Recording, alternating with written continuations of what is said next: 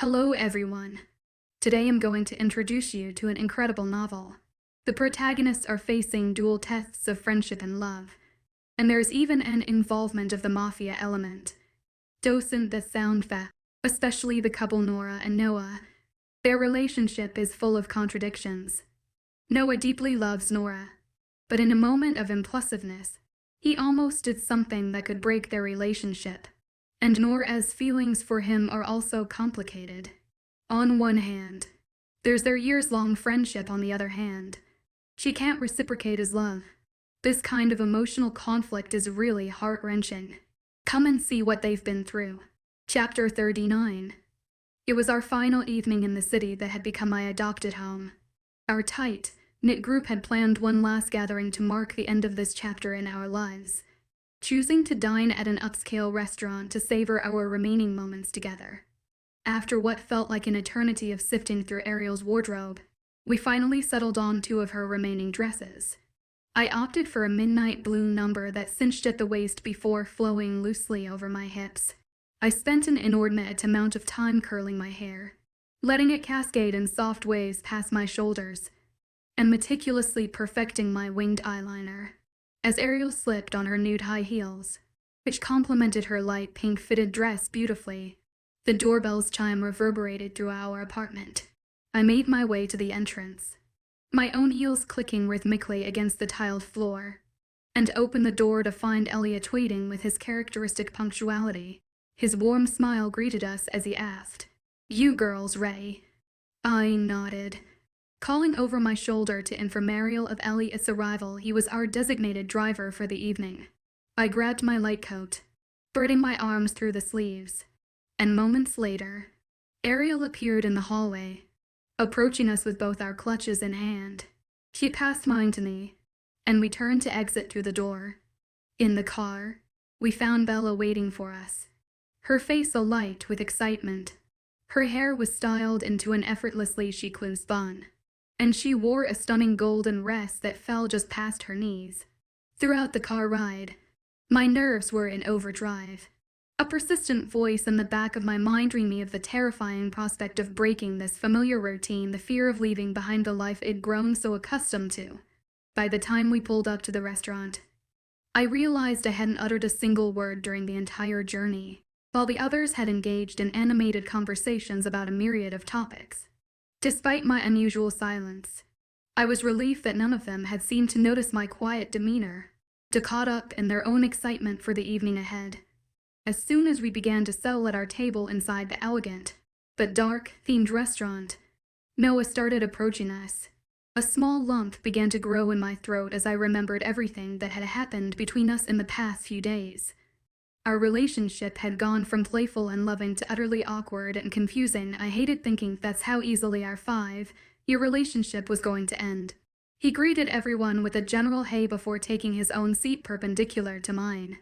For a brief second, our eyes met, and I gave him a tight smile. "I'm starving, so let's get to it." Ariel spoke as she opened up her menu and began scanning the options written down, her words halting the waiter in his tracks.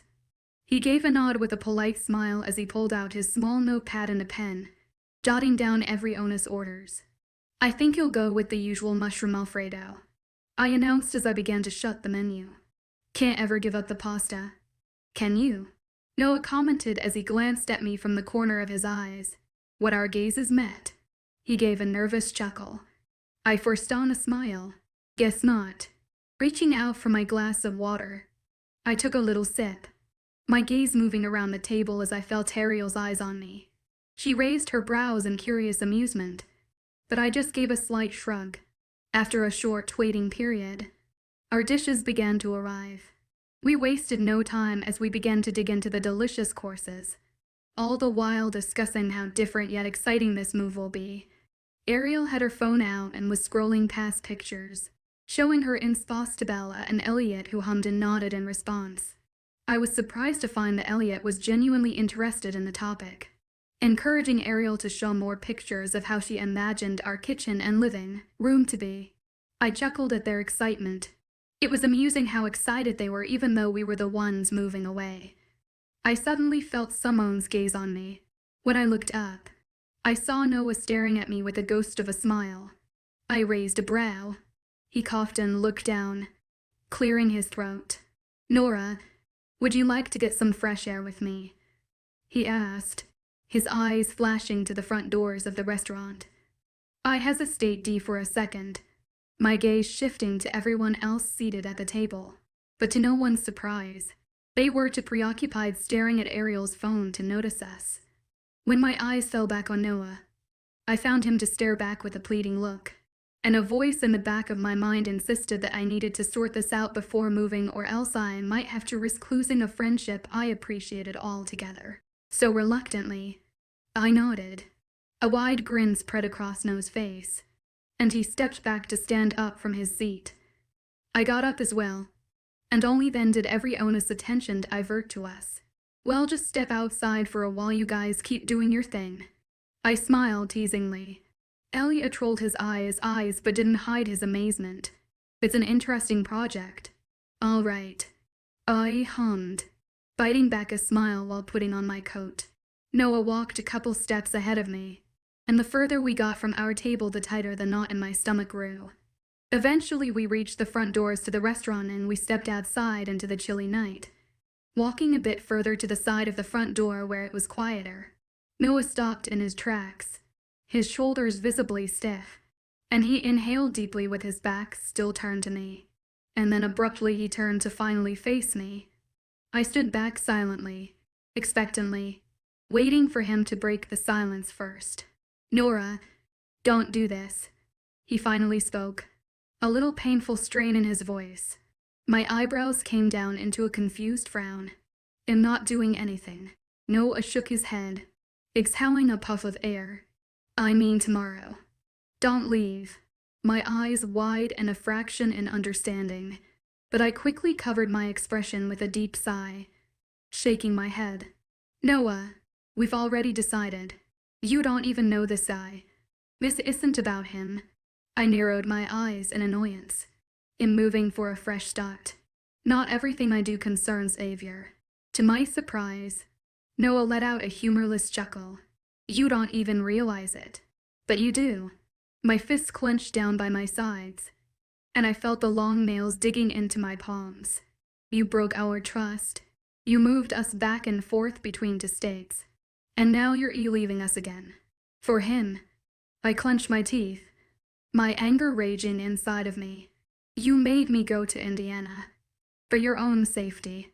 Had you never gone behind our back and dated the guy, we wouldn't have had to seek his protection in the first place. Did you bring me out here just to blame me for everything that went wrong?" I hissed between clenched teeth. Noah shook his head. "I'm reminding you of all the reasons HES aren't good for you. And you are." A brief flash of surprise passed through Noah's jade orbs, and he took a step back as if my words had tackled him harder than expected. "Are we just going to pretend that what happened at Xavier's home never happened?" I asked, my live voice lowering an octave. Noah ran a hand through his hair, messing up the perfect key FF. "No, we're not." "Then tell me what that was all about." Noah laughed, his hand coming up again to rub over the small stubble growing on his chin. "You can be so oblivious sometimes. It's excruciating." I frowned, not liking his words. "I'd had feelings for you for years, Nora," he confessed, his eyes hardening. "You always told us you weren't ready to date yet, and I always gave you space. I didn't want to force you into anything. But then you concluded you finally had the right to try and kiss me." My fists clenched again, remembering us in the kitchen back at Xavier's place. "Then I owned it then. I thought I had the right to try." His voice had hardened, his shoulders turning stiff again. "You were willing to give a guy whom you knew absolutely nothing about, whom risked all our lives, who's probably goddamned mafia, a try." At least I knew he felt the same way. Suddenly, Noah staggered back a step, my words hitting him harder than I intended. The brief flash of pain that passed through his once bright, shimmery gaze clenched my heart in my chest, and I quickly came to explain my response. "I do love you, Noah, just not don't." My mouth fell open, interrupted by his sudden coldness. "Don't say it." He shook his head, strands of his soft hair falling over his forehead. "Noah, please." I pleaded for his eyes to meet mine, but he refused to. Suddenly, his steps began to near me as he moved forward, but just when I thought he was going to stop in front of me, his footsteps continued past me in complete silence as he moved towards the doors of the restaurant, leaving me standing alone out in the chilly breeze. My heart was clenching in my chest, and involuntarily, my eyes began to well up as I stared shockingly at the door he just passed through. I didn't want things to end this way. I was moving away the next day, and I had no other chance to fix things with him. This cowl didn't mean the end of our friendship, could it? My emotions were in a whirlwind. Pain, fear, anger all wrapped around my heart, and I gave a silent sob, a couple tears escaping the corner of my eyes and rolling down my cold cheeks. But then suddenly, I felt the air shiver down my spine and my stomach give a slight flutter. Without having to second guess, I turned around to face the only person I knew to trigger such sensations. "What are you doing here?" I rasped out, feeling the chilly breeze cool the long trails my tears had left behind on my cheeks. "I wanted to make sure you were enjoying your last night." Xavier's warm, velvety voice spoke as he came to a stop a couple feet ahead of me. He wore a fitted black tuxedo, his hands in the pockets of his dress pants. Gradually, one hand left his pocket and rose towards me, and he ran the back of his index finger along the wet trail on my cheek. Those aren't happy tears. I gulped down the growing lump in my throat, moving my head to the side and then slightly dabbing the tears away with the palm of my hands. I began to explain, but the words felt heavier than before on my tongue, so I settled for one word instead, hoping he would let prod further. "Noah." Xavier nodded once, his hand sneaking its way into his pocket once more, and his eyes moving to the ground. I frowned, confused by his reaction. "You knew?" His silver gaze met mine, swirling with different emotions. I tried not to eavesdrop. He confessed, a hint of shame lingering in his voice. I sighed, surprisingly grateful that he heard our conversation, because that meant I didn't have to word it again. "I didn't mean to hurt him," I whispered, feeling the lumps growing form in my throat yet once more. "You're not obliged to love everyone back." My gaze met his shimmering silver orbs, my eyes welling up again. The pain and fear of losing one of my closest friends gnawed at my chest. "But I do love him." Xavier's gaze softened as he took a step forward, his warmth and scent now radiating off his build, engulfing me in a comforting manner. His hand came up to cup the side of my cheek, his thumb gently rubbing at my cold skin. "Just not the way he loves you." My eyes widened as I registered his words. How did you know?" "That he loves me. I mean, does he also know Noah tried to kiss me?" My heart clenched tightly at the thought I didn't want him to. There was already enough tension between them as is. "I could hear how his heartbeats rose within your presence," Xavier confessed. I inhaled sharply, his words unintentionally hurting me more than they should have had the power to. "How long did you know? Did everyone know how Noah felt towards me? Since the first day we met?" "Alakin." I could feel my chest tightening as I ran different images in my mind all the times I could have come to the conclusion that Noah had feelings for me, but was too oblivious to do so. And I hated it. I hated feeling oblivious and ignorant and naive. All the things I swore I'd never be. "Come on." Xavier's familiar voice pulled me out of my thoughts, and I felt his hand sneaking down to grab my own. Feeling my cold, small hand be warmly engulfed by his own brought me an indescribably marvelous sensation of safety and contentment, and the feeling wrapped around my heavy heart like a magical blanket that shielded me away from all pain and heartbreak. "Let's get you home so you can get some rest. Tomorrow will be a long day." When his lips curved up into an excited grin, my stomach fluttered once more, and I nodded in an acceptance to his request. Chapter 40. By early noon the next day, Ariel, Xavier, and I are at the state of Indiana. Vincent and then Seth patiently awaited us outside the wide gates of the airport. chatting animatedly among each other as we stepped outside into the chilly breeze. As if he sensed our presence, Vincent had stopped the conversation amid his talking and turned around to greet us as we approached him from behind. Xavier had tried to convince Ariel and I to stay at his house, generously offering to take us to trips to the city where we could furniture shop until our apartment is ready to move into. But we had to decline since we already planned to stay at X's apartment, and it also felt invasive because it was his tax home. Then we departed there, with promises of seeing each other the next day. As soon as we had arrived at X's apartment, Ariel and I tossed everything aside and rushed to the room we were to share during our stay. Too jet-lagged from the constant travels to do anything else, we had changed into cozy pajamas and within minutes hopped on to the large king-sized bed, losing both our consciousness within seconds as we fell into a deep, much-needed slumber. Later that night, I woke up with a rumbling stomach. When I glanced over my shoulder, I saw Ariel to be deep asleep, soft snores escaping her parted lips. Gently, I pulled the covers off of my body and my feet fell to the floor. I hopped off the bed and trod towards the door, entering the small hallway and reaching for a door I faintly remembered to be the bathroom. True to my gut instinct, it was. I washed my face with cold water, suddenly feeling refreshed, and exited the bathroom to stalk towards the open living room. Faintly, I heard the sound of cheerful whistling, straining my ear to detect the source better. I followed to where it led me H's open bedroom door. I knocked once out of respect to his privacy, but he didn't answer, and instead continued humming and whistling joyfully. I walked inside the bedroom, my eyes searching along the place.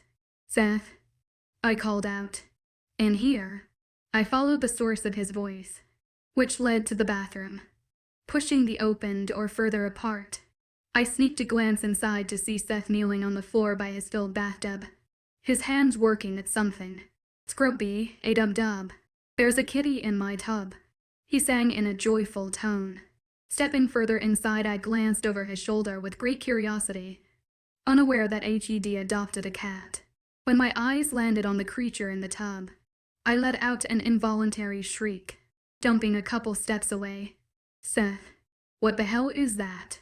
He looked over his shoulder at me, his eyebrows lowering into a frown. Standing upright, he reached out for a towel and began wrapping it around the Adderall, drying its fur. "Titty," he answered. "Are you kidding me? That's no cat. That's a freaking possum." "Yeah," he said in a dudome. "Whose name is Kitty?" My eyes widened as large as saucers, unable to believe the man standing in front of me as he continued to scrub the possum with the towel, drying it of the bath water. When I found him, I thought he was a cat. He responded to my "here, Kitty," so I decided that suited him as a name. He explained so nonchalantly as if this was the most normal thing in the world. I glanced between him and the possum in disbelief. "You're mad," I whispered, frightened by the creature screeching as it moved around the towel and set H's arms. "Hey," Seth glared at me. "I'm a hero. I saved its life." Sighing in defeat, I retreated towards the door. "Whatever you say, buddy. But you better keep your kitty inside your bedroom quarters because if Ariel runs into this thing, she will burn the building down to its core," Seth grumbled, his fingers gently patting at the possum's head. I rolled my eyes and left the bathroom, making my way towards the kitchen where I began to prep myself a quick sandwich to have before returning to bed. The next day, Seth offered to drive Ariel and I around the city to visit some furniture shops. We left early in the morning, having a quick breakfast in one of the most popular local cafes. I had a croissant tea with an iced vanilla latte, and it tasted heavenly. "Seriously?"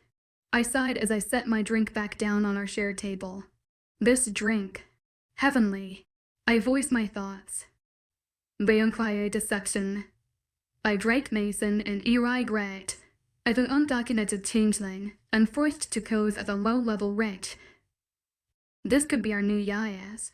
Ariel beamed, her excitement for this move still evident. I nodded my head eagerly, agreeing.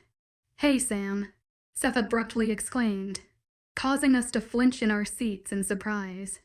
He stared behind our shoulders as he waved, a wide grin on his lips. We glanced over our shoulders and saw Sam and Starlet both standing by the ordering counter, their gazes now fixed on us. When they recognized us, a wide smile appeared on their faces. A couple shopping bags in their hands. Hey, I greeted them cheerfully. Hey, you guys. It's so great running into you. Starlet beamed, her eyes squinting adorably. Were you guys shopping? Ariel asked. Starlet nodded excitingly. You guys should join us. We can direct you to some of the best shops around, Sam suggested. That would be really great, I said appreciatively. Soon enough we had grabbed our drinks and were on our way out the cafe's doors, strolling down the streets. It's so great that you guys moved here. Well, have a lot of fun. Scarlet beamed as she walked beside me. Her spirit was so optimistic and bubbly it was impossible not to feel better in her presence. I smiled widely, nodding along to her words. I have no doubt that we will. Seth, Sam, and Ariel were a couple steps ahead of us, chatting among themselves as they pointed at different shops and contemplated walking in. How are you with Vincent? I found myself suddenly blurting out. A mere second later, when I realized how embarrassing asking someone I barely knew about her private life was, a deep blush crept up my cheeks. I was about to apologize for my bluntness when I was surprised by Scarlett's smile. We're doing amazing. It's insane. Really, when you think that we met merely about a month ago. But I feel as if I've known him since forever. She glanced at me from the corner of her eyes, her gaze filled with awe. Reluctantly, I let out a sigh of relief. It's so great to hear someone else talk about how bizarre all of this is. Sometimes I feel like something is really wrong with me. I chuckled as I shook my head in disbelief. I know what you mean. This whole mate bond is one that is very difficult to grasp onto. No sane person could make sense of these feelings unless they actually experience them. We slowed our steps as Ariel was drawn to one particular shop. She walked inside and then was followed by Seth and Sam. Starlet and I lingered behind. Her gaze inspected me, my hands subconsciously fumbling by my sides, my nerves and emotions in overdrive. Believe me, I know how scary this is. Before Vincent, I had never even had a boyfriend. Starlet smiled, but my eyes widened. Then meeting him must have been very intense. I can't imagine how scared she must have felt, getting involved in all of this with no previous experience in the field. Starlet nodded. It was, but it was also one of the best things to happen to me, she confessed. It's almost like a fairy tale. Everything seems too good to be true, only it actually is true. I chuckled, enjoying listening to her outlook, and Vincent was very considerate as to never make me feel uncomfortable in any way. She continued on, a hint of great fondness in her tone. He was very sweet and gentle, and maybe even a bit old-fashioned. I frowned, confused. Vincent. Old-fashioned. Now how would that be? I teased, remembering his playful and teasing attitude during the time I'd known him. He took forever to finally kiss me. Starlet giggled, and my heart sunk momentarily, connecting her words to my own personal experience. We dated for a while, and he had more than enough chances to try. But it wasn't until he asked me to be his girlfriend and then swore his vows to me as my that he asked if he could finally kiss me and actually waited until the word yes left my lips to go ahead and do it. Scarlet laughed again, but this time in disbelief. Wow, I breathed, equally as surprised by his behavior. I hadn't expected Vincent to be like that. Honestly, they're all like that. You know. Starlet glanced at me from the corner of her eye, and a warm blush crept up my neck. They're old-fashioned in that sense. As if she could already hear my thoughts, I had wondered if maybe the reason Xavier hadn't tried anything was because he was truly attracted to me the way I understood soulmates to be. I had seen the way Vincent Caldet can keep away from Scarlet for too long, constantly holding her hands or wrapping his arm around her waist in a protective manner. But Xavier sometimes seemed too distant in comparison. He always gave me enough space, which frankly I was thankful for. But I wouldn't lie and say I hadn't hoped she'd get a little closer. I never really thought much about it. I confessed, my voice an octave lower than earlier, unsure if I was right to speak the words. I'm not. I mean, I don't. I trailed off, unsure of how to word my worries. I don't deal too well with physical affection. My face felt on fire by this point, my gaze secured on the concrete floor. Why is that? Scarlett asked in a low voice, before rushing. If you don't mind me asking. Of course. You don't have to answer that. I smiled, my eyes meeting her embarrassed gaze. It's all right, I assured her, my mind drifting far. I just didn't have the best experience with my ex, recalling how the gentle, loving touches had turned into violent, painful ones had my heart clenching tightly in my chest as I stood in the middle of the city with tightened fist. Oh, Scarlett whispered, her gaze fallen onto me. I'm sorry to hear that. But she trailed off, and I lifted my head to meet her eyes. There you have your answer. She gave me a soft smile. I pondered over her words, confused by what they could mean. Then it suddenly hit me, and I gasped loudly. Xavier must have kept this little distance between us for this particular reason. He knew of my past, and he knew of how certain shadows still lingered in my life. Could that truly be why? I searched in Scarlett's eyes for answers to my unspoken questions, and they sparkled back with joy. Trust me, if it was up to him, he wouldn't spend a second away from you, she promised, a ghost of a smile on her lips. I bit the inside of my cheek, holding back the response that was on the tip of my tongue. If it was up to me, I wouldn't have let him. Chapter 41. I tugged at one end of the plain white bed sheet as Ariel grunted while struggling with the other end, bending at an odd angle with one foot on top of the mattress and the other flat on the floor. Ariel, I sighed, exasperated and out of breath. Wait for me to tuck in my end before going in with yours. It's not that difficult. I rolled my eyes. You keep saying, she exclaimed, before abruptly releasing her end of the sheet and lifting her hands in the air. I'm done. I need a break, she mumbled as she turned away from the bed. I groaned. Ariel, I called out after her as she left through the bedroom door, but she just shook her head. It's really not that complicated. Yet she always struggled with making her bed, incapable of lifting the heavy mattress and tucking the sheet underneath it. Even back at our old apartment, I had been helping her with her bed for as long as I could remember. But this time we had gone for a size bigger in bed. Instead of singles, we had promoted ourselves to small doubles, however. Now we had to deal with the consequences. It can't all be rainbows and butterflies and what? Am I right? With great effort and a heavy dose of patience, I managed to tuck the bedsheet in after another 5 minutes. Just as I had sighed contentedly and tumbled on top of the soft mattress, covered by freshly washed and floral-scented sheets, my phone began to ring from down the hall. I groaned in annoyance, rolling over the bed until I reached the end, hopped onto the floor. I walked out of my new bedroom, down the small hallway, and towards our open living room space. Ariel sat on our white couch with her eyes fixed on the TV, as my phone rang beside it. On my way to unplug my phone from the charger beside the TV, I blocked her sight from whatever was playing on the screen, and she mumbled a couple incoherent words as she shoo-ed me away. I rolled my eyes, glaring at her childish behavior, then grabbed my phone and returned to my bedroom. Once I shut my bedroom door behind me, I glanced down at the caller ID which read the name Mom. A grin spread across my cheeks as I accepted the call and brought the phone to my ear.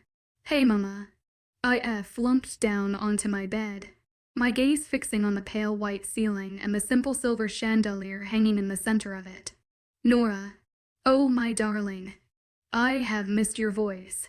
Her familiar voice sang, and it instantly warmed my heart. I've missed you too. How are you guys? We're doing well, darling, but never mind us now. I just read your text. What is this about moving away? When did this happen? She questioned, concern evident in her voice. I had decided to send my parents a text informing them of my latest decision only a couple days ago. I knew I had to settle down first before letting them know, or else they might freak out about my big and sudden decision and tempt me to cancel on the idea altogether. Ariel and I were talking about it for a while. Actually, we were in need of a fresh start, and we only got today. Haven't we? I spoke the words she repeated to me when I was young, encouraging me to leap at the first available opportunity to follow my dreams. Well, yes, but what about your jobs? Your apartment? Ariel was able to transfer to the company branch in this city. And as for me, I will finally have the opportunity to work as a freelance graphic designer, and I've saved up enough to get me through a few months until I get a grip on. Oh, and we found a better apartment here. It's bigger and has a better view. I smiled contentedly, getting up from my seat on the bed and stopping at my window. It has a great view of a small park below, where children played and families gathered. Oh, Nora, don't you think you might be rushing into this? She voiced her concern. I sighed. I might be, but I'd rather live and make a few mistakes than overthink everything and then chicken out. I waited for a response, but the line remained silent for a few seconds too long. Mom. I pulled the phone away from my ear, glancing at the screen to see the call was still ongoing. That's my baby girl, a distant voice appraised proudly. A wide grin spread across my cheeks. Dad, oh, I had missed him so much. Hey baby, he greeted, now his voice louder and clearer. Your ma's just away tearing up. She's so proud of you. I rolled my eyes. Oh, Dad, he chuckled, his voice resonating through the line, and I instantly felt warmer on the inside. How are you doing? I miss you so much. I'm all right, Pumpkin, and I miss you too. Maybe we'll come visit your new place after our trip is over with. Oh, I'd love that. I beamed. When are you guys returning? Maybe by next month. Perfect. Everything should be done and ready by... I smiled. Well, Darling. It was wonderful hearing your voice, but the ship's about to sail, so we better go. Now you take good care of yourself. You hear me? Dad's tough FA8 came on, and I chuckled. Yes, sir. You do too. There came a bit of shuffling on the other end of the line. Then Mom's voice came through. Nora, Nora, darling, I'm glad you are doing what's best for you. But promise me that you will be careful and that you'll take good care of yourself. I promise. Mom, I smiled, but rolled my eyes at the same time. If only they knew what I was able to survive through. They wouldn't be doubting how much I could care after myself, but I could never tell them the truth, even though they were my parents, because I knew how much it would hurt and traumatize them. They deserve to live their lives now and not have to worry about their adult but bad luck of a daughter. We love you. My mother nearly screamed as rushing voices came from the background, followed by a loud horn. I squirmed away from the phone, but yelled back that I love them. 2 seconds before the line went dead, I chuckled to myself as I tossed my phone on my bed, now in a much brighter mood since speaking to my family, and I stalked back into the living room where Ariel was still sat in the same thought, only this time scrolling on her phone. That was my parents, I announced as I sat across from her, her head lifted up from her phone to look at me. Oh, how are they doing? Good. I nodded. Mom was worried I might be moving too fast with my decisions. That sparked Ariel's interest, because she locked her phone and fixed her full attention on me. Do you think you are? I bit the inside of my cheeks, pondering over her question. At first, I was worried I might be, since I tend to overthink my decisions before I go through with them. But this experience planning on moving out and away within days, and actually going through with the decision sparked a feeling inside of me that was quite foreign. It gave me an adrenaline rush that made me feel like I was, for the first time in my life, living and experiencing enthralling. I have had my share of regrets and mistakes, and for a long time I feared making more. But isn't that how we learn in life? By making mistakes and regretting our choices. Because only then do we learn and rise stronger than before. Earth to Nora. I snapped my head back up, my eyes falling on Ariel's quizzical gaze. I was so lost in my train of thought I forgot she was waiting for an answer. Oh God, she groaned. You do regret it, don't you? You wish you never listened to me now. I interrupted quickly, my eyes widening. I don't.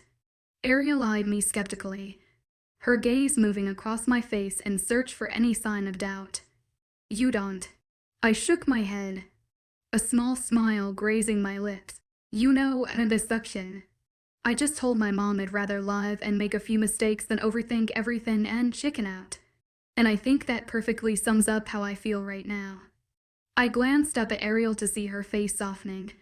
It was a risk I was willing to take. And so far, it's playing out surprisingly very well. Ariel squealed, abruptly jumping up from her seat and nearly hauling me into a hug. Oh, I knew you wouldn't regret it. She embraced me joyfully, full of excitement.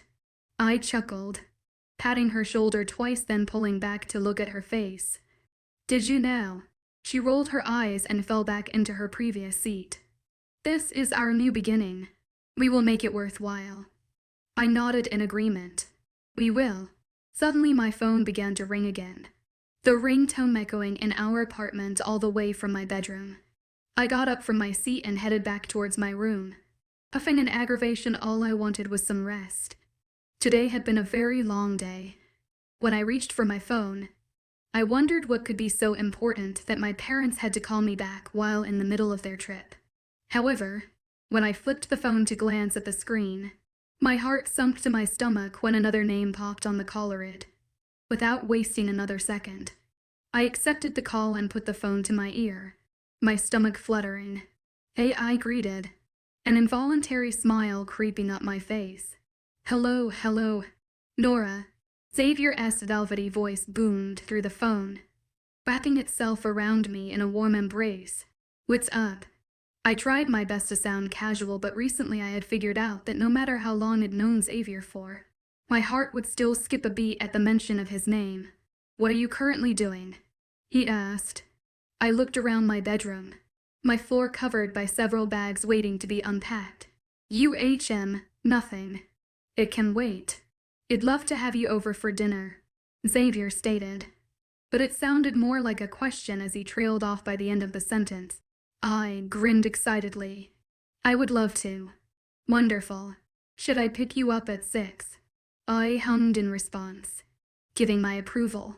Soon enough, we said our goodbyes and Xavier stayed on the line for a few seconds longer, until I hung up first. My first thought had been thank God I had showered and curled my hair earlier this morning, which meant now I could skip this part and spend the next couple hours picking my outfit and doing my makeup. Falling to my knees by the duffel bags and backpacks scattered across the floor, I began zipping them up and rummaging through. Ariel, I need your help, I yelled while frantically yanking out any dresses and fancy blouses I could get my hands on and toss the mattress. What's up? Ariel popped her head through the door, a chocolate bar in hand. Help me pick out something. Xavier will be here by 6. Her eyes suddenly widened. You have a date. Yeah.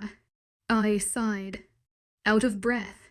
Ariel suddenly squealed, jumping forward and falling to my bed, rummaging through the pile of dresses. She grabbed a black floral dress that fell a little above the knees and put it to the side. Continuing through the rest, I stopped my action, watching my best friend go through the pile of clothes with a wide smile on her lips, helping me prepare for a date I was nervous about. Brought a wide smile to my lips and warmed my heart immeasurably. I felt beyond grateful for having her by my side and all the more excited for this new journey we were going on. Oh, we're about to have so much fun. She grinned, glancing at me from the corner of her eyes and winking creepily. I laughed out loud, feeling the weight of my nerves evaporate. And in its presence came a feeling my best friend never ceased to make me feel hope for a brighter future. Chapter 42. I was just applying my nude pink lipstick, the final touch to my subtle and glowy make-up look, when my phone dinged as it received a text message. I dropped the lipstick on the bathroom counter and retreated to my bedroom, grabbing my phone from off my bed to see a text notification from Xavier. "Are you ready?" I typed back that I am. Barely 2 seconds later, the doorbell rung. The sound echoed through our barely furnished apartment all the way to my stomach, where it twisted into a knot. This was our first date, but for some reason, I was so nervous my hands were trembling. "Breathe." I forced myself to inhale deeply, feeling the cool air travel through my windpipe to expand my lungs and wash the trembles away. "You ready?" Ariel's head popped through my bedroom door, her eyes taking in my appearance. I wore a red flowy dress that fell a little above my knees with black boots, and was going to top it off with my black leather jacket. My hair fell down into loose locks, and my makeup was subtle with only mascara and some highlight and light blusher on my cheeks. Ariel's lips formed an O shape, and when she inhaled I knew she was about to blow a whistle, but I was quick to shush her. She stared at me confused, but I just shrugged my reaction off. It's not like I could tell her Xavier had superhuman senses and whittle him to hear her from 2 walls down. I grabbed my bag and slung it over my shoulder, and as I passed her on my way out my bedroom, I leaned in and whispered, "Wish me luck." Ariel winked at me. "Blow his mind away." I giggled giddily, like an excited schoolgirl who's finally scored an 8 with her high school crush. When I reached the front door, I inhaled deeply to prepare myself to face the man whose eyes could send my knees shaking, and my heart erupting into 1,000 butterflies. When I finally opened the door, Xavier stood patiently with his hands in the pockets of his black dress pants. He wore a clean black tuxedo, looking ravishing. When his silver gaze fell on my brown ones, my heart melted in my chest. His lips curved up into a small smile. "You look as beautiful as ever." I felt a warm blush creep up my cheeks, and was glad I had gone easy on the blusher. My natural blushing will be more than enough for the evening. "Thank you." Xavier offered his hand, and I took it. The moment our touches came in contact, I felt the familiar sparks ignite beneath my skin, traveling across the length of my arm. I followed in his steps as he led me to the elevator, and motioned for me to go in as he held the door open. And when I passed by him, a gush of air brought to me his mahogany scent, and its familiar warmth wrapped around my heart and reminded me of all the reasons moving to this place was the right choice for me. It meant to be that much closer to the man I was beginning to fully accept as my soulmate. Because what other title could you give to a person who makes you feel things you never imagined to be humanly possible? When we reached the ground floor, Xavier and I walked past the front gates and found his black Range Rover parked right at front. He was quick to hold open the passenger door for me, and I smiled at his never-ending chivalrous acts. When we began driving down the roads, Xavier's voice filled the space around us. "How was your day spent?" I shifted in my seat to face him. "It was very good. We got a few things done around the place." Then I spoke to my parents on the phone. Xavier's eyes lit up, and he glanced at me from the corner of his gaze. "How is their trip going?" "Very well. They might come to visit my new place next month." "That's wonderful. I hope you'll have the pleasure of meeting them then." My heart skipped a beat. I never thought of introducing Xavier to my parents. He would be the first man it introduced to them. Although the thought made me nervous, it also thrilled me to some extent. I had a feeling my dad would enjoy his company very much. "I hope so too," I admitted, an excited grin sneaking its way up my face. We continued the drive down the familiar streets in a comfortable silence. Xavier tapped his fingers against the steering wheel, and as I studied his motions, I came to realize that ever since I'd first met him, this is the most relaxed he has been. There was a ghost of a smile playing on his lips, and he radiated off a feeling of great contentment. I had decided then that this was my favorite image of Xavier, today, with no grim nor frown lines covering the smooth skin of his features, but that ghost of a smile playing on his lips, and that little extra sparkle in his shimmery gaze. I wanted to make sure that he remained as so. "So what are our plans for tonight?" I asked as soon as we took a turn from the busy streets of the city and towards the silent and empty roads that lead to his estate. "We'll dine in our open garden," Xavier responded, glancing at me from the corner of his eyes. My face lit up just imagining the scenery. I hope you've dressed warmly, he remarked in sudden realization, his eyes roaming over my leather jacket and a slight frown creasing between his eyebrows when his eyes fell on my exposed knees. I have, I replied instantly, wishing that frown away. Xavier hummed in contemplation, his eyes returning back to the road as he took a couple more turns. A few minutes later, we arrived at the wide golden gates of Xavier's home. As we neared the entrance, my gaze took in the beauty of the flowing fountain set in the center of the driveway. As it glowed with a fairy tale-like elegance, Xavier parked the car by the front of the wide stairway leading to the double doors. And within seconds, as I had barely unbuckled my seatbelt, HED arrived at my passenger door and opened it. Involuntarily, I flinched as I was taken aback by his sudden speed. Cheeky grin spread across his face as I scowled at him. Sorry, it'll take some time to get used to that. For sure. I mumbled with a small smile as I stepped out of the car. Our hands brushed as we stood side by side, ready to ascend the flight of stairs, and Xavier took opportunity of that short contact to trail his fingers across the back of my hand, before entwining them with my own. His warm hand engulfed mine, and he led me to the front doors of his house. The first thing to capture my attention as we entered was the fact that the place was much louder than the last time I'd been here. Contrary to my last visit, the house felt full of life as faint chattering and laughter echoed from all around the place. When I glanced at Xavier, he offered me a reassuring smile, before leading me to where the open living room space was. When we got closer, I found a group of people sitting around the couches conversing joyfully. They sensed our presence from a small distance away, and their voices lowered as their eyes came to study us nearing them. Instantly, they all stood from their places to greet us respectfully, their faces brightened by wide smiles. Alpha, some of them greeted, before turning and acknowledging me by the name I had yet to get accustomed to hearing. Luna. I then recognized Vincent as he stepped forward, stopping a couple feet away from me. Luna Nora, it's a pleasure to have you back. My eyes widened as my heart skipped a beat. Luna Nora. That sounded very foreign to my ears, but it had a nice ring to it, and carried a thrill that excited me to the bones. I felt the slightest bit of pressure as Xavier squeezed my hand in reassurance, no doubt sensing my unease. I glanced up at him only to take a double take at his expression. His silver gaze stared down at me standing beside him with a newfound emotion that melted my heart pride. It's good to see you. To Vincent. I spoke after too long, a small blush creeping up my cheeks. Every onus attention was fully fixated on me, and all I wanted was to cower back into a hole and hide within the comfort of the darkness forever. Come. Xavier saved me by tugging at my hands, pulling me away from the curious crowd. Everyone gave me kind smiles, some people of which I had the pleasure of meeting before, but most of whom were new to me.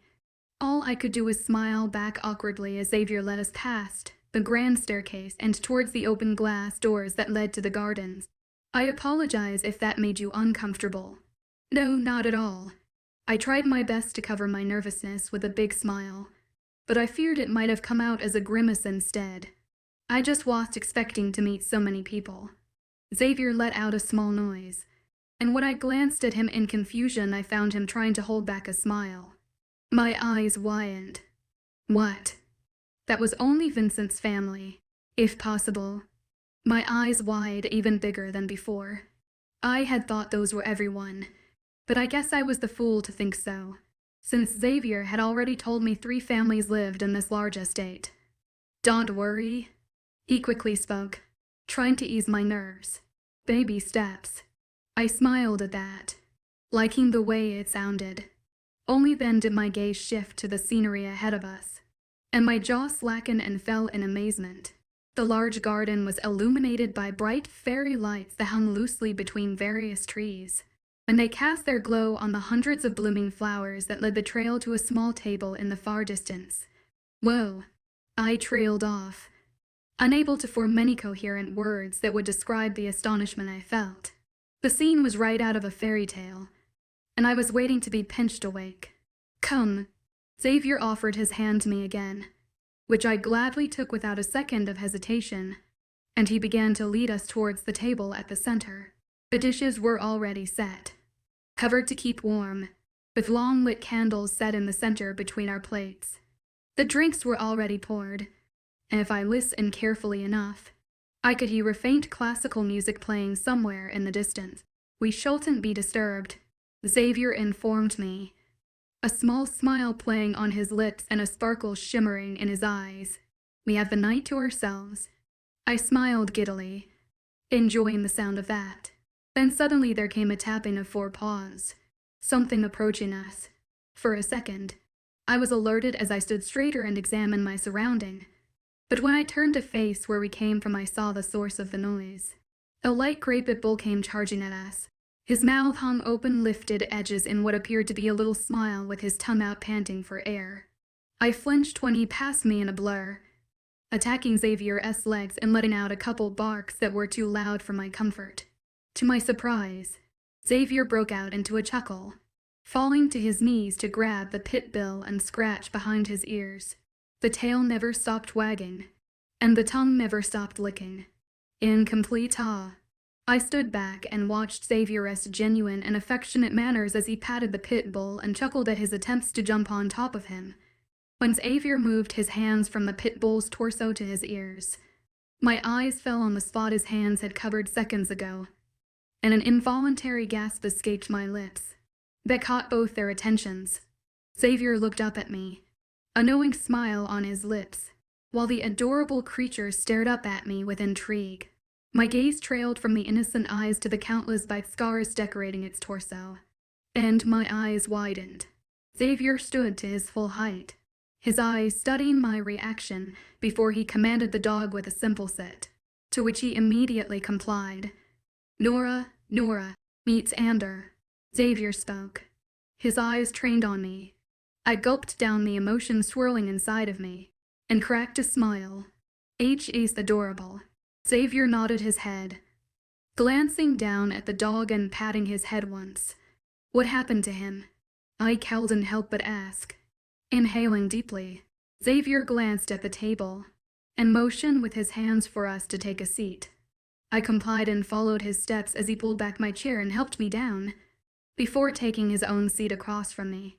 His eyes trailed over to where the dog sat patiently, his eyes trained on Xavier, shining, and his tongue draped out as he continued panting. "I found him a couple years ago," he told me, his eyes still trained on the dog. "We rescued him from an underground dog fighting ring." My stomach sunk when those words echoed to my ears, my eyes moving to the adorable creature that sat beside us patiently and quietly. My heart ached for him, taking in the angry scars that covered his torso. "Anyway, he's in a much better state now," Xavier spoke, trying to change the subject.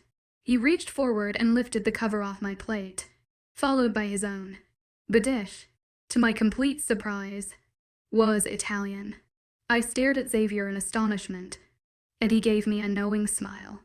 He remembered. All right. Hormones. Calm down. Please." He motioned towards the dish, and I lifted up my fork to begin eating.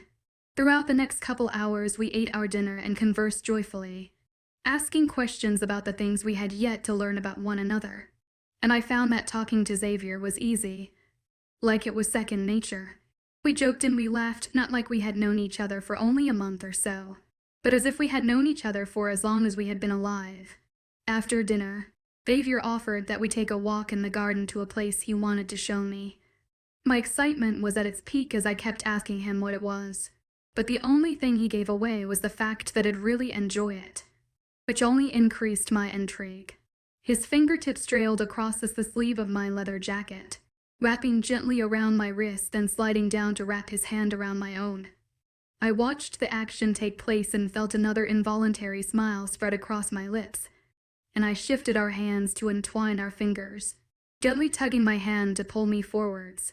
Xavier guided me to follow a step behind him further from the house and deeper into the gardens, taking a trail we hadn't had the chance to walk down together before. The brightness began to fade as we parted ways with the fairy lights, and soon the only light that shone down on us was that of the bright moons. Xavier seemed to have the path memorized like the back of his hand, as he confidently led us to where his destination was. Soon we reached a small clearing, and when Xavier slowed his pace and pulled me forward to stop beside him, I found that in the center of the clearing lay a large pond. An involuntary gasp escaped my lips, my eyes taking in the natural beauty. I glanced at Xavier with wild red eyes. "Are you kidding?" I had to hide back my laughter. This place was beyond the extraordinary. Xavier's eyes twinkled under the glow of the moon, and he led me closer to the pond.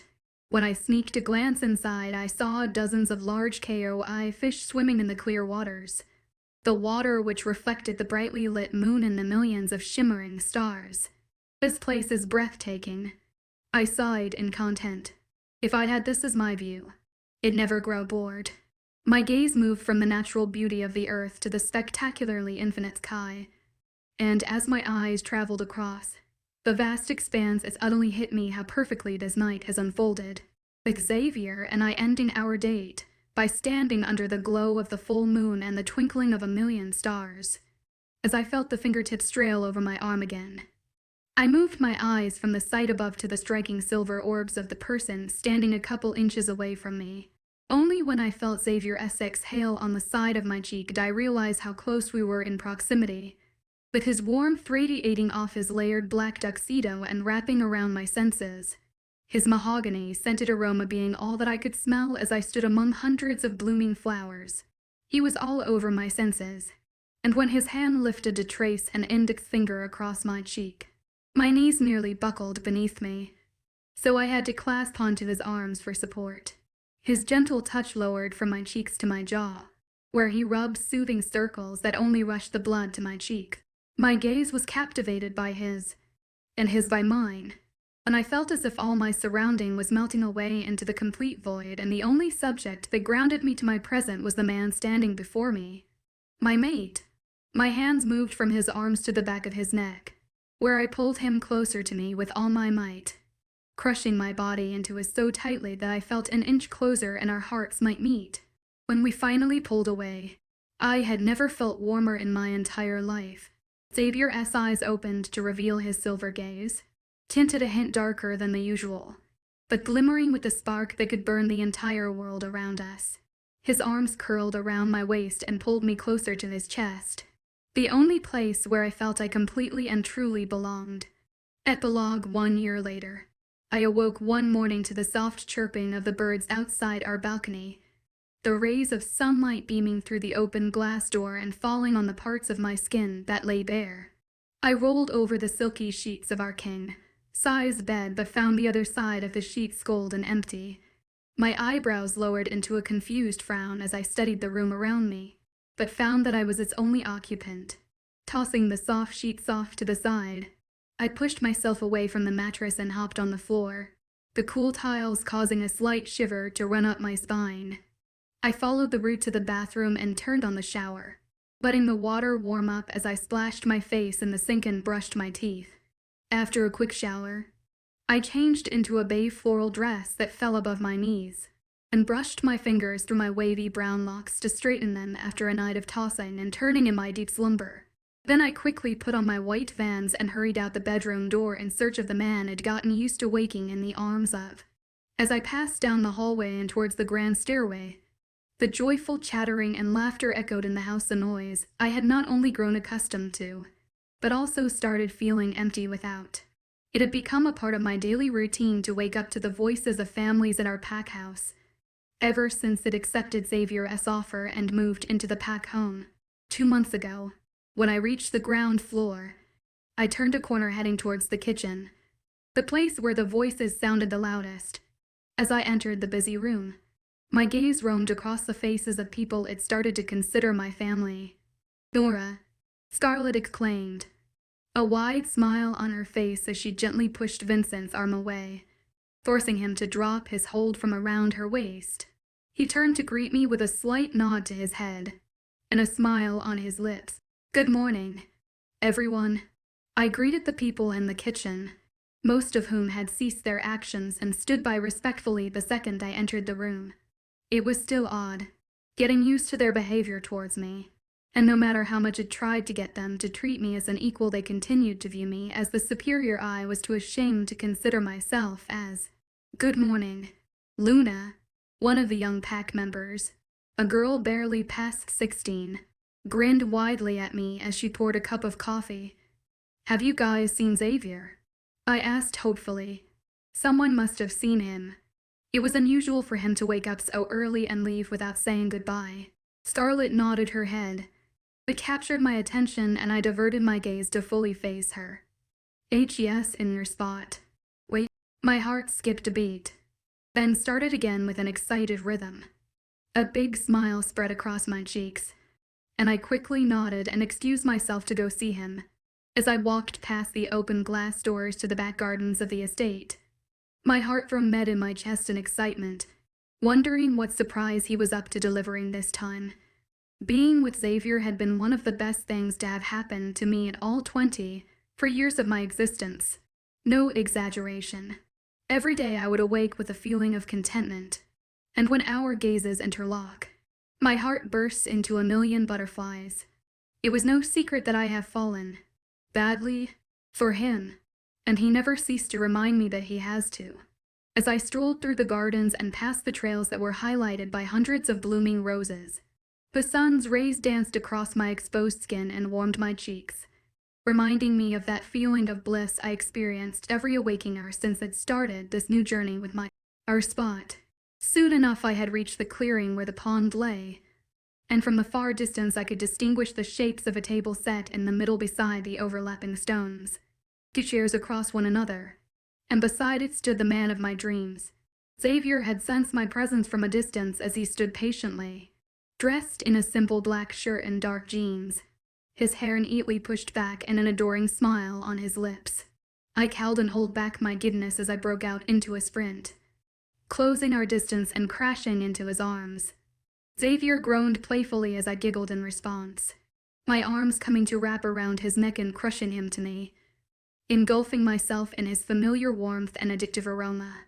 "Good morning to you," too, his velvety voice whispered against my hair, his exhale puffing an air against my cheek and leaving shivers across my skin. I pulled away to glance into my favorite pools of striking silver, twinkling with admiration. "What are you up to?" His lips curved as he gave me an innocent smile, gesturing towards the table filled with a wide variety of breakfast foods, from freshly baked pastries to skillfully cut fruit, as if the smile playing on my lips wasn't enough to convey my happiness. A small giggle escaped my lips. Xavier's fingertips trailed the length of my arm, leaving an electrified sensation in their wake, and descended to grab a hold of my hand. He guided me towards the seats and we both sat down at once. "How did you sleep?" he asked me softly, his gaze never leaving my face. "As always, very well. Within these past 2 months I had had the best sleep of my life. Falling into a deep slumber while cuddled in the arms of the person I loved was an indescribable feeling. It was heavenly, to say the least. I started with a chocolate croissant while Xavier poured us both coffee, offering me sugar and cream to have just the way I liked. We had grown to memorize even the tiniest detail about one another, but there still seemed to be so much more to learn, and I was ready to spend the rest of my days doing just that. "What are your plans for today?" I asked, secretly hoping he didn't have anything in mind so that we'd spend a lazy day in basking in each other's company. Xavier continued with the promise of his ancestors by keeping a constant look out for any dangers that may lurk in the shadows of their homeland, threatening the safety of both its people and its soil. So on some days, he would be too preoccupied working alongside Vincent and Levi to spend time with me, and so Scarlett and I would plan a hangout with Ariel, and sometimes Seth and Sam would join us, the latters of whom had begun dating. But today, I craved Xavier's company more than any others. He clicked his tongue, his eyes twinkling with excitement. "No plans for today." I beamed, already planning all possible activities that we could indulge in. "Although," Xavier continued on, and I gazed at him in wonder, "I did mean to speak to you about an urgent matter." My fingers slowly let go of the chocolate croissant, setting it on the plate in front of me. "Of course." "What is it?" I asked. But for some peculiar reason, my emotions were suddenly running wild as my nervousness increased. I watched Xavier confused as he pushed his seat back, his hard gaze holding mine captive as he stood from his seat and neared me. My neck was craned up as I stared at him in his full height while I remained in my seat, my heart beating rapidly against my ribcage, his gaze still holding mine a captive hold. He lowered down until we stood at eye level. My breath caught in my throat as I was so bewitched by his heated gaze. I had no sense of our surroundings. All external noises were once again vacuumed into the deep void, and the only sound I could hear was that of my rapid heartbeat. And I was once again engulfed by Xavier's addictive aroma, and my attention completely captured and bewitched by his striking silver gaze. "Nora," his voice whispered my name. I had waited my entire life for the moment I would connect with the other half of my soul. My eyes widened, the conversation taking a completely different turn from what I'd been expecting. "I have loved you from my very first breath, and I vowed to love you until my last, and then some more because loving you is the best thing I do." His words pulled at my heartstring, and my emotions were in a whirlwind as I rejoiced in the fact that he spoke the exact same words I found so hard to confess to him out loud. My eyes began to well up, and I madly blinked the tears away as I tried to clear my vision to see him better. But as I did so, I finally came to notice that Xavier was only leaning down in front of me to be at my eye level. He was kneeling down on one knee, and within the small space between our trembling bodies, his large hand clasped tightly onto a small black box that was wide open, its contents on full display for my eyes to see. A golden diamond ring. The gasp that escaped my lips was so sudden and full of emotion that it turned into a small sob. My eyes snapped back to his, full of surprise and disbelief, full of awe and love, as Xavier continued to gaze into my own with an immeasurable admiration and love. "Nora Wilson, you are my soulmate, my Luna, and the greatest gift this universe has blessed me with. Would you do me the greatest honor of my existence and accept my hand in marriage?" Thank you for tuning in. If you enjoyed this episode of the story, please give it a like. And don't forget to subscribe to get notifications for updates.